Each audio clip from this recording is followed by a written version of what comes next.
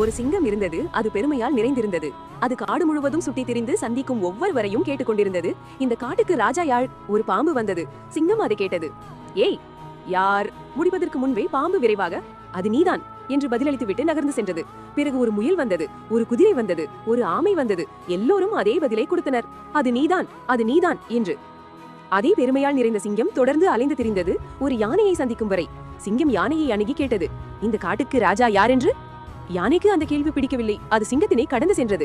சிங்கம் எரிச்சல் அடைந்து கர்ஜித்தது. நான் உன்னை கேட்கிறேன், இந்த காட்டுக்கு ராஜா யார் என்று. மீண்டும் யானை சிங்கத்தினை கடந்து சென்றது.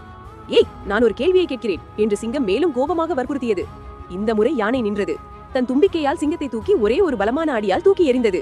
சிங்கம் அதன் முதுகு வலித்தவாறே கேட்டது, நான் ஒரு கேள்வியை தானே கேட்டேன் என்று. யானை அப்போது பதிலளித்தது, நான் உனக்கு பதிலை தான் கொடுத்தேன் என்று. நான் வெல்வேன், நான் வெல்வேன் என்று சொல்வதற்கு பதிலாக, என்னால் வெல்ல முடியும் என்று நிரூபித்து காட்டுங்கள்.